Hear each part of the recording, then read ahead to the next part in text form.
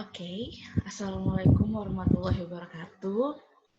Here I will explain about my examination, the story of English literature. So before we go, I will introduce myself. My name is Izma.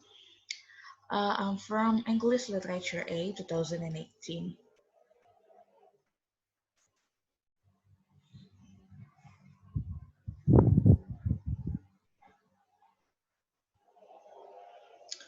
So here I will explain about what did I learn from this class, what was the lesson learned of this class, and what the next plan after joining this class. So this is the timeline, the era which I will explain. The first is the 18th century, and second is Romantic era. The third is High Victorian era. The fourth is Late Victorian era. The fifth is the Edwardian era. The sixth is Modernism era. The seventh is 20th century era. And the last is 21st century era. So in English century, in 18th century literature is in 1690 until 70 an age. So for the reference, the short Oxford History of English Literature is real order proved to be as elusive in 18th century, written as in any other century. The intense political and religious passions of the Civil War may have gradually dimin- diminished, but they were superseded by the equally first, if less bloody, antagonism of party and parliamentary fashion. So the 18th century intellectual basic is theory of politics, religion, aesthetic, and the last is pertaining to social happiness. So next is the literature of the Romantic period in 1780 until 1830 is this period marked as much by evangelical religion as by international political engagement, by a moralizing spirituality as by a struggle for liberation in some vital and effective ways, most notably in the battle against the slave trade and later against colonial slavery itself. Free sentiment and moral conviction went hand in hand with campaigns for political action. In other cases, an insane internalization of religious experience and an emphasis on faith and public morality seems through preoccupation with constitutional and legal reform. So, in Romantic period literature was dominate with novelty, liberty, experiment is all to distort it according to perception, politically shaped by a fictional with a supposed progressive advance from a defined romanticism to modernist reaction against. So the third is high Victorian literature in 1830 until 1880. So a great deal of Victorian intellectual effort was spent in trying to hold together a universe which was exploding. It was an age of conflicting the theories or scientific and economic confidence, and of social and spiritual pessimism, of a separate awareness of the inevitability and of progress, and of deep disquiet as to the nature of the present. So was the age but of applied art and of the application of new technologies to the all aspect of design and production. This first term machine age referred both of material benefit and the social advantage of the factory system and of vigorous and restrained capitalism. New urban prosperity and international enterprise give the middle and working classes like a variety of small domestic comfort and ornaments which are once confined only to the very rich. They also lead to domestic laughter and to an electricity which is, to an interesting degree, reflected in the careful delineation, organization, and association of objects in the works of contemporary novelists. So, the late Victorian literature is in this era, the literature of the last 20 years of the century engages in an extended and various discourse which attempt to evaluate the assumption of the 1850 and 1860 and to work out the implication of the new concept of liberation and evolutionary development.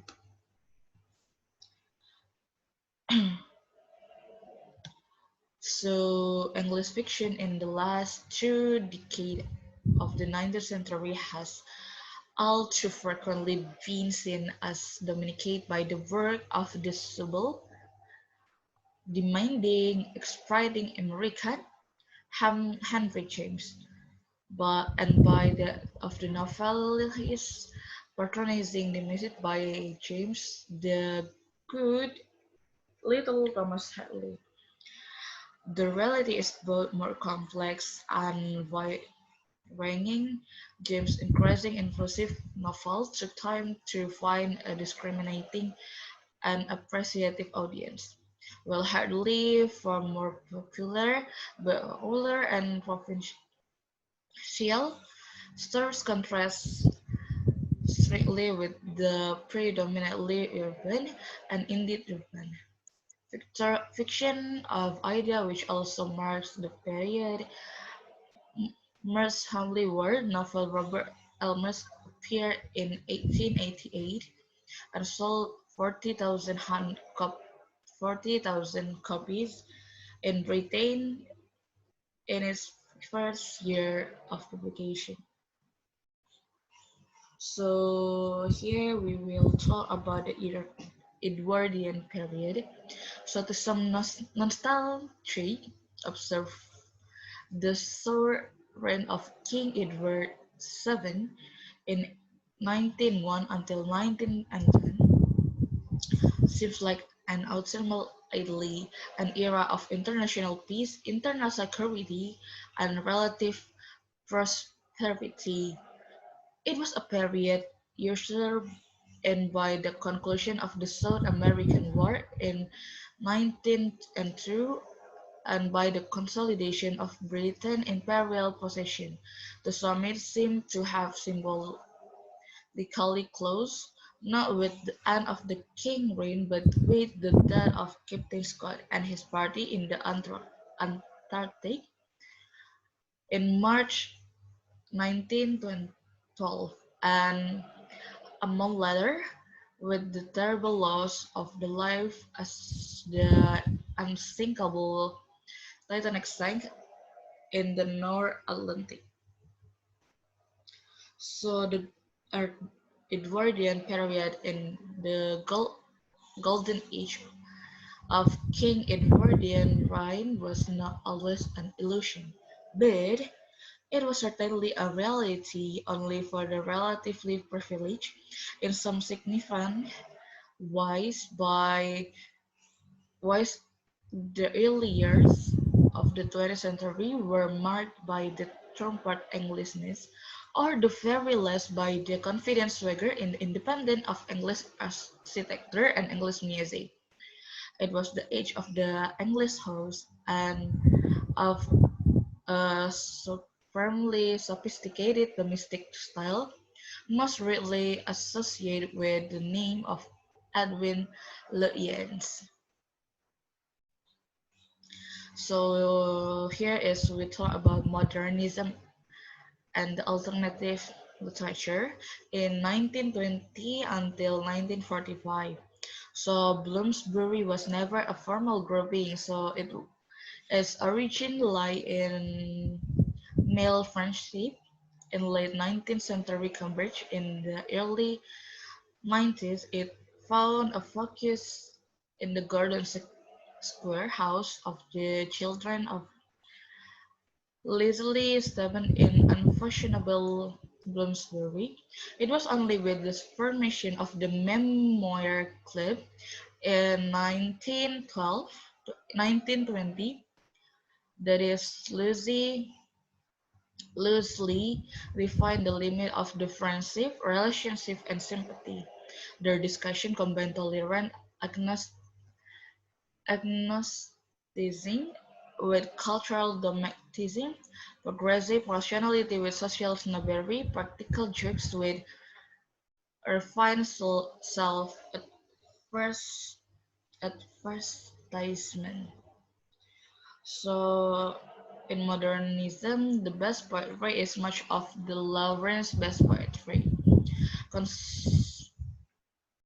concentrated, stark, and unrhymed.